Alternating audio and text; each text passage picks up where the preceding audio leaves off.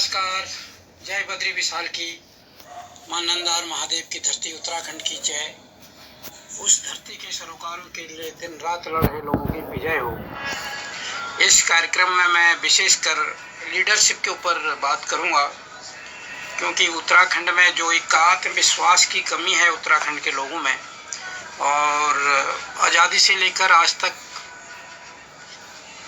वो बाहरी लोगों में विश्वास ज़्यादा करते रहे हैं। ज़्यादातर तुरंत बाहरी लोगों के उसमें आ जाते हैं साइकोलॉजिकल प्रेशर में, और अपने अंदर जो उनकी ताकत होनी चाहिए, जो अपने अंदर उनका आत्मविश्वास होना चाहिए, उसकी कमी है। और उसकी वजह से ये है कि आज की डेट में भी इतना बड़ा संघर्ष किया, इतना सब कुछ किया, फिर भी राज्य की सत्ता में बाहर से नियंत्रण हो रहा है। बाहर के लोग वहाँ का निर्णय कर रहे हैं, और जो एक वहाँ पे आत्मविश्वास वाली बात थी वो लगभग बहुत दूर चली गई है। शुरू में जब लोग वहाँ बसे होंगे, उन लोगों का आत्मविश्वास मनोबल काफ़ी ऊंचा था। उनने उन दुर्गम पहाड़ों पर गांव बसाए, खेती की, खेत बनाए पहाड़ों को खोद कर। परंतु जो नई पीढ़ी आई और उसने पलायन शुरू किया, उनके आत्मविश्वास में थोड़ा सा डगमगाहट नज़र आई है। इस चीज़ के लिए ध्यान में रखते हुए मैंने एक प्रोग्राम चला रहा हूँ, लीडरशिप के लिए ज़रूरी है कि लीडरशिप का मतलब ये नहीं है कि आप किसी के अध्यक्ष हो, उसके कार्यकारिणी के वरिष्ठ पदाधिकारी हो। इसका मतलब नहीं। लीडरशिप का मतलब आपके फॉलोअर होना चाहिए। आप किसी के फॉलोअर बनो, परंतु उसका तुम्हें सही गलत का निष्कर्ष करना आना चाहिए, तुम्हें पहचान आनी चाहिए, और तुम्हारे भी कोई फॉलोअर होना चाहिए। तुम्हें ये गुण होने चाहिए कि तुमको फॉलो करें लोग, ना कि तुम किसी को फॉलो करो किसी को, ऐसी कोई बात नहीं, परंतु सही और गलत का निर्णय करके, आंख बंद करके। जैसे हमारे वहाँ आजकल एक भाषा है अंधे भक्त, चमचागिरी, ये जो एक हमारे समाज के बीच में आ रहा है, वो बड़ी चिंता का विषय है। क्यों हम चमचागिरी करते हैं, क्यों हम अंधे भक्त कहलाते हैं। और सोशल मीडिया में भी हमको दिखाई देता है कि हमारे लोग जैसे अभी वो यूपी में प्रियंका वाड्रा और आदित्यनाथ का हुआ बसों को लेके, अब उसमें भी हम कुछ सही गलत नहीं कर पाए। जो उससे जुड़े हुए थे वो उन्होंने सीधे प्रियंका को सपोर्ट करना शुरू किया, और जो भाजपा से जुड़े हुए लोग थे उन्होंने योगीनाथ को सपोर्ट करना शुरू किया। जो सही गलत हमें निर्णय करना था, सोचना था, क्योंकि वो हम में क्या है, लीडरशिप की कमी है। इन चीज़ों को, और लीडरशिप के लिए क्या चीज़ जरूरी है, सबसे बड़ी जरूरी है कि हमारा आत्मविश्वास बहुत बड़ी चीज़ है। जब तक हम आत्मविश्वास नहीं होगा, हम में लीडरशिप नहीं हो सकती। मैं कोई भी बात करूँगा तो पूरी तरह से सही है गलत है ये करके मैं नहीं बता पाऊँगा। तो आत्मविश्वास जरूरी है। ये चीज़ कहाँ से आएंगे हमारे पास? अब सबसे बड़ी चीज़ है कि आत्मविश्वास कहाँ से आएगा, हम अपने पर भरोसा कैसे करें। अगर मुझे अपने पर भरोसा नहीं है, मैं दूसरे पर भरोसा कर रहा हूँ, ऐसा हमारा समाज हो गया है। वो दूसरे की बात को ज़्यादा उससे करता है, दावे से कर रहा, अपनी बातों में उसको आत्मविश्वास नहीं है, कन्फ्यूज है वो। तो हमारे समाज में जो एक कन्फ्यूजन है, जो असमंजस की स्थिति है, उसको समझने की ज़रूरत है। और उसी चीज़ को समझने के लिए मैंने ये जो प्रोग्राम है लीडरशिप, उसको चला रहा हूँ। सुबह 5:30 से 6 बजे तक इस प्रोग्राम को लाऊंगा, और उसमें हमें आत्मविश्वास कहाँ से आएगा वो देखने की ज़रूरत है। आत्मविश्वास के लिए 4 चीज़ें बहुत ज़रूरी है। जब हम आत्मविश्वास की बात कर रहे हैं, पहले हमारा प्रेजेंटेशन अच्छा होना चाहिए। हम किसी के सामने अगर खड़े हैं, उसके ऊपर साइकोलॉजिकल प्रेशर डालने के लिए मनोवैज्ञानिक दबाव हमारा आ जाना चाहिए। अगर इसमें हमने कामयाबी हासिल कर ली तो पहले तो हमारा आत्मविश्वास वहाँ बढ़ जाएगा जब हमारा प्रेजेंटेशन अच्छा होगा। दूसरी चीज़, हमारा कम्युनिकेशन, हमारे जो बात करने का तरीका है वो अच्छा होना चाहिए। हम में धारा प्रभाव बात करें, हम कहीं पर लड़खड़ाए नहीं, और वो हमारे उस एक कंट्रोल होना चाहिए हमारी बातों में। अगली चीज़ है नॉलेज। हम जिसके बारे में भी बात करते हैं उस चीज़ की हमें नॉलेज होनी चाहिए, ज्ञान होना चाहिए। हम अगर बिना ज्ञान के किसी के पीछे लग जाते हैं, अभी क्या है, ये चमचागिरी और भक्तों वाली बात थी, या फिर हम दूसरे लोगों को, बाहर के लोगों को या राष्ट्रीय दलों को वहाँ पर लगातार वहाँ की सत्ता सौंप रहे हैं और दूसरे राज्यों में क्षेत्रीय दल आ रहे हैं, उसकी वजह क्या है?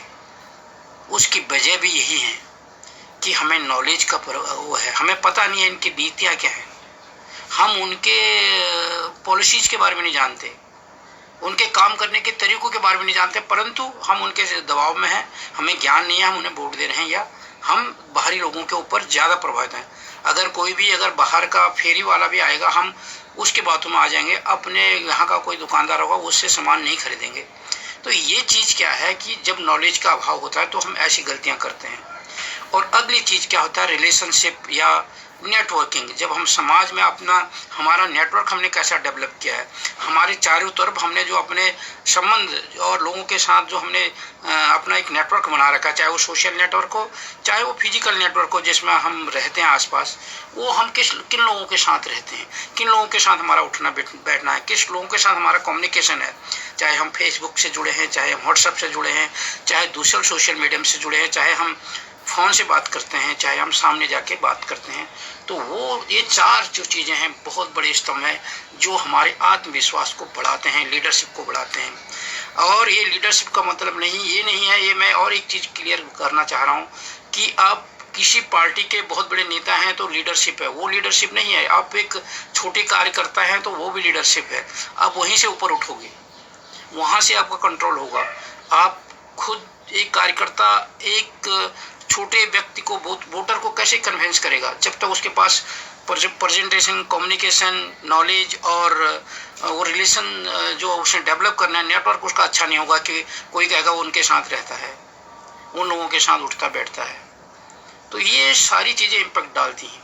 और हम लोग, अब मेरी नीतियाँ क्या हैं? अब एक बात आती है कि आज की डेट में जो ये लीडरशिप, ये जरूरी नहीं है पॉलिटिक्स की बात हो, राजनीति में भी हो सकती है, समाज में भी हो सकती है और बिजनेस में भी हो सकती है। आपके बिजनेस में भी लीडरशिप हो सकती है। बिजनेस में भी आपकी लीडरशिप तभी होगी जब आपको नॉलेज होगा। आप अगर किसी बिजनेस की लीडरशिप कर रहे हो तो आपको अपने कंपेटिटर का भी नॉलेज होना चाहिए, जो आपकी प्रतिस्पर्धा जिसके साथ है। अपनी प्रोडक्ट की नॉलेज तो होनी चाहिए, अपने जो तुम्हारा ऑर्गेनाइजेशन है उसकी नॉलेज तो होनी चाहिए, परंतु जो आपके साथ जिसकी प्रतिस्पर्धा है उसका ज्ञान भी आपको होना चाहिए। अगर उसका ज्ञान आपको नहीं है तो फिर आप केवल जब बात किसी से करोगे तो आपको ये पता नहीं है कि आप कंपेयर नहीं कर पाओगे। आप अपने पक्ष को, आपको वो चीज़ बेहतर ढंग से रखनी है जो आपके कंपटीटर के पास नहीं है। जो चीज़ आपको अपने कंपटीटर से बेहतर आपके पास है, वो चीज़ को आप सामने रखोगे जब आपके पास नॉलेज होगी।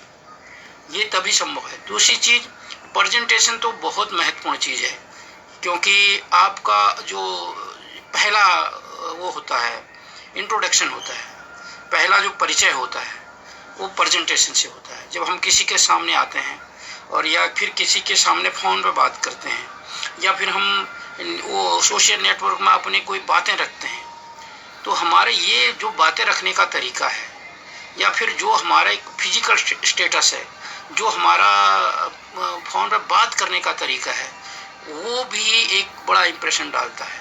जब हम कोई पोस्ट डालते हैं, मैं अभी एक पोस्ट देख रहा था, एक वायरल हो रहा था, केदारनाथ से कुछ लड़कियों ने डाला था कि वहाँ पे पुजारी लोग या वहाँ पे पूजा करने कितना पैसा ले रहे हैं। तो जिसने वो डाला था उन्होंने अपना पक्ष रखा था, बहुत अच्छी तरह की था, अच्छा प्रेजेंटेशन उनका था। उसके बाद कुछ लोगों ने क्रिटिसाइज़ किया था, उन लोगों ने उसमें भद्दी भद्दी बातों का, गाली का, और उन लोगों का ये दिखाया था कि उन लोगों ने वहाँ तक पहुँचने में कितना खर्चा किया। अपनी तरफ से तो वो उनकी बुराई कर रहे थे, परंतु उनका प्रेजेंटेशन इतना कमज़ोर था कि एक तो पहले जब उन्होंने शब्दों का जो इस्तेमाल किया वो घटिया किया, उससे उनकी एक साख गिरी। दूसरी चीज़, उन्होंने वो चीज़ दिखाने की कोशिश की कि वो बंदे कह रहे हैं कि वो 16 किलोमीटर की बात कर रहे हैं, जबकि 10 किलोमीटर, चाहे 10 भी है तो सही, 10 किलोमीटर का संघर्ष तो है ही। अगर वो 10,000 रुपये कह रहे, 10,000 रुपये तो उन्होंने पालकी वाले को वहाँ तक पहुँचाने के लिए अपने दिए, तो 10,000 रुपये अगर कोई दे के जा रहा है तो वो भी उसका एक त्याग ही है। 10,000 रुपये ऐसे ही नहीं आ जाते हैं। तो इस तरीके से अगर हम बातों को रखेंगे तो क्या होगा कि हमारी इमेज गिरेगी। हमें हमें बातों को अपने तरीके सही ढंग से रखना चाहिए, दूसरे के पक्ष को भी समझना चाहिए। क्योंकि अगर उस किसी ने वीडियो बनाकर अपना पक्ष वहाँ रखा है तो ये तो है नहीं कि जैसे वो जो उसके विरोध में खड़े हुए जो वो वीडियो के, उन्होंने कहा कि नहीं अपना प्रचार के लिए, प्रचार प्रसार के लिए वीडियो बनाया, तो वीडियो बनाया, झूठ चीज़ें तो उन्होंने बोली नहीं, सच बोली है। और वो जो उनके विरोध में खड़े हुए उन्होंने भी कहा ये है, और उनका तर्क इतना कमज़ोर था कि वो मैं यहाँ पर भी नहीं बोल सकता कि ऐसा दिखाया कि जैसे एक मजबूरी होगी उतना लेना, मतलब हम अपने पक्ष को भी सही ढंग से नहीं लग पाते। तो प्रेजेंटेशन बड़ा महत्वपूर्ण रोल रखता है, चाहे वो सोशल मीडिया हो और चाहे आप फ़ोन पे बात करते हैं वहाँ पर हो, चाहे आप फेस टू फेस किसी को मिलते हैं वहाँ पे है, तो प्रेजेंटेशन का बहुत बड़ा रोल है। और जब फेस टू फेस मिलते हैं, क्योंकि जब आप बात करते हैं, जब आप लिखते हैं तो आप आराम से बैठे हैं किसी के सामने, न किसी के सामने नहीं, अपने घर पे कहीं भी आप आराम से बैठे हैं, आप सोच समझ के लिखते हैं, आपके पास पर्याप्त समय है। जब आप फ़ोन पर बात करते हैं आपने केवल बात करनी है और कोई आपसे वो नहीं कर रहा है, आप कैसे बैठे हो, कहाँ बैठे हो, ये आपका कुछ दूसरा प्रेजेंटेशन नहीं हो रहा, आपका केवल जो वॉइस है वो उसके पास जा रही है, वो आप किस तरीके से अपनी बातें कह रहे हो वो उसके पास जा रहा है। परंतु जब फेस टू फेस प्रेजेंटेशन होता है वो बड़ा महत्व रखता है। आपकी चेहरे की चमक, आपका पहनावा और आपकी बॉडी लैंग्वेज काफ़ी महत्वपूर्ण रोल इनमें रखती हैं। जब हम ये सारी कौमों की बात करते हैं, जब हम अपनी बातें रखते हैं वहाँ पर ही सारा प्रभाव डालेगा। जब आप अपनी बातों की शुरुआत करेंगे, दूसरा आदमी जब आपके वो रहेगा वो पहले ही आपके बातों के लिए स्पेस बना देगा, आपको सुनने के लिए स्पेस बना देगा। अगर आपका प्रेजेंटेशन प्रभावशाली होगा, अगर आपका जो बॉडी लैंग्वेज प्रभावशाली होगी, आपका जो फेस की लैंग्वेज है या जो आपका स्टाइल है, फिजिकल स्टाइल, वो अगर बेहतर है तो अगला जो सामने जिसके सामने आपने बात रखनी है वो आपको सुनने के लिए स्पेस अपने दिमाग में बना देगा और आपको ध्यान से सुनेगा। और अब वो ध्यान से तब सुनेगा। अब इन चीज़ों के लिए कम्युनिकेशन जो मैं बात कर रहा था कि आपका अच्छा होना चाहिए, जैसे मैंने बात की वहाँ केदारनाथ में जब लोगों ने उसके विरोध में लिखा तो कम्युनिकेशन इतना भद्दा था कि पढ़ने वालों को भी काफ़ी अच्छी घृणा टाइप की हुई। तो वही अगर फ़ोन में भी आप ऐसी बातें करोगे या फिर आपको सामने फेस टू फेस बात कर रहे हो वहाँ भी ऐसी बातें करोगे तो वो भी गलत प्रभाव डालेगा। तो आपका वो जो कम्युनिकेशन है वो भी अच्छा होना चाहिए, अच्छा स्तर का होना चाहिए। मैं जो ये प्रोग्राम आगे चलाऊंगा इन सारी चीज़ों पर बेहतर बातें करूंगा कि हम अपना प्रेजेंटेशन कैसे बेहतर कर सकते हैं, अपना कम्युनिकेशन कैसे बेहतर करेंगे, अपनी नॉलेज कैसे बढ़ाएंगे, हमें क्या करना है। मैं जिस फील्ड का हूँ उसका मुझे नॉलेज होना चाहिए। तो कम्युनिकेशन की बात है, कम्युनिकेशन के हमें सीखना पड़ेगा कम्युनिकेशन करना, क्योंकि हो सकता है हम वैसे हमें बात करना आता है, हाय हेलो करना आता है, परंतु एक प्रोफेशनली हमें कैसे कम्युनिकेशन करना है। क्योंकि आज की डेट में चाहे हम राजनीतिक फील्ड में हैं, चाहे हम सामाजिक फील्ड में हैं, चाहे हम बिजनेस फील्ड में हैं, कम्युनिकेशन का बड़ा महत्व है। तो हमने बातें अपनी कैसे रखनी है, मैं आगे जब इस पर और आगे चलाऊँगा, वीडियो बनाऊँगा, उनमें सारी चीज़ों पर बात करूँगा। नॉलेज, अब हमारी ये सारी चीज़ें बेहतर कब होंगी, हमारा आत्मविश्वास बहुत ज़्यादा ऊंचा कब होगा, जब हमें नॉलेज होगी। हमें जिस सब्जेक्ट पर हम बात करने जा रहे हैं, जिस सब्जेक्ट पर हम अपनी बातें रख रहे हैं, उसका ज्ञान होना जरूरी है। क्योंकि हमारे उधर भी कहते हैं अधूरी विद्या जीर्णा का हमारे उधर किस्सा है, जब अधूरी होती है तो हम क्या करेंगे, आधा रास्ते जाके भटक जाएंगे। और वही हो रहा है। जो हम उत्तराखंड के बारे में अगर खासकर सोचें, जो हम फेल हैं वहाँ पे, उसका कारण है कि हम जितने भी लोग हैं, चाहे वो बीजेपी से जुड़े हैं, चाहे वो कांग्रेस से जुड़े हैं, चाहे किसी पे जुड़े हैं, उनको उन पार्टियों के, यानी यहाँ तक कि उत्तराखंड क्रांति दल से जुड़े लोगों को भी उत्तराखंड क्रांति दल के बारे में, उत्तराखंड क्रांति दल के संविधान के बारे में, उत्तराखंड क्रांति दल के विजन के बारे में ज्ञान नहीं है। जब उनको खुद ज्ञान नहीं होगा तो वो आगे अपनी बातें कैसे रखेंगे, अब दूसरों को क्या ज्ञान सिखाएंगे।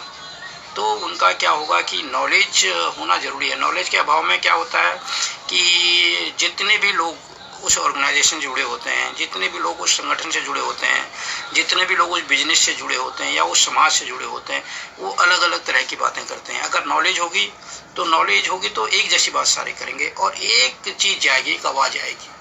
तो इसलिए नॉलेज होना ज़रूरी है। मैं किसी भी ऑर्गेनाइजेशन से जुड़ा हूँ, अगर मैं किसी कंपनी में काम करता हूँ मैं किसी प्रोडक्ट की मार्केटिंग कर रहा हूँ, तो मुझे उस प्रोडक्ट के बारे में अच्छी नॉलेज होनी चाहिए। तो मैं जाऊँ, मैं बोलूँगा तो मैं भी वही बोलूँगा, दूसरे को भी अच्छी नॉलेज होगी, वो भी बोलेगा तो वो भी वही बात बोलेगा, अगला जाएगा तो अगला भी वही बोलेगा।